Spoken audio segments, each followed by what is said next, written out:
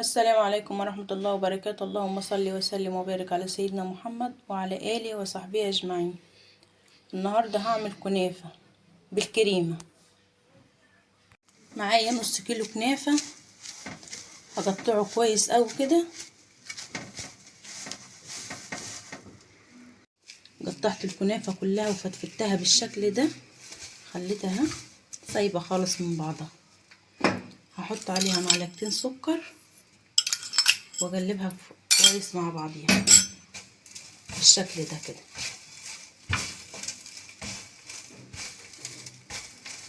يلا، قلبت الكنافة كويس وهحطها في الصينية، افرطها كويس في الصينية.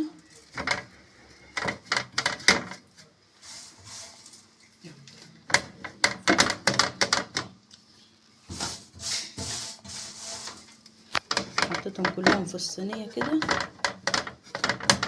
وانا مش عايزة اضغط عليها جامد، هسويها بس كده من فوق. معايا سمنة 3-4 معالق سمنة كده، هرشهم على وشهم من فوق وهدخلها الفرن.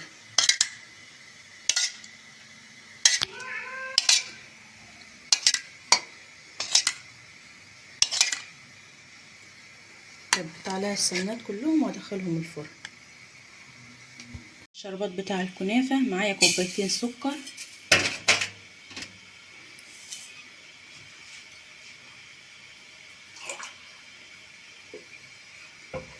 عليهم كوباية ونص مية. ادي كوباية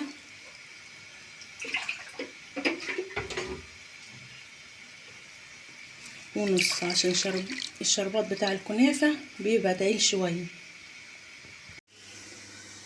هنعمل كريم شانتيه. معايا كوباية كريمة، ومعايا 3 معالق سكر، ومعايا كوباية مية، وكوباية المية لازم يبقى فيها تلج كده. هنزل بكوباية الكريمة، عليها 3 معالق سكر، وكوباية المية. هقلبهم كويس اوي كده بالمضرب، هقلبهم كويس اوي لحد ما يربطوا مع بعض. اللي معايا هنزل عليه بعصير الليمون.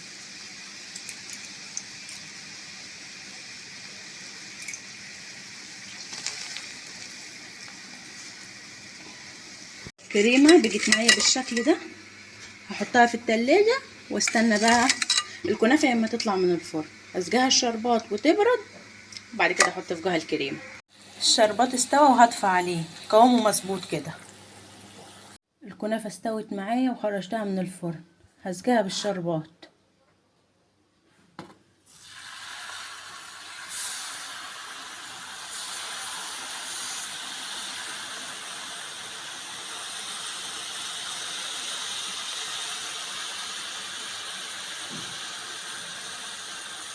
الكنافة شربت الشربات وبردت معايا، هنزل عليها بالكريم شانتيه.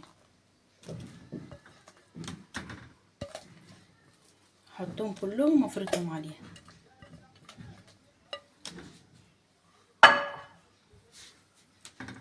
افردها عليها بالشكل ده كده. سويتها وبقت معايا بالشكل ده، هحطها في التلاجة تمسك نفسها. ادي صينية الكنافة بالكريمة، يا رب تعجبكم.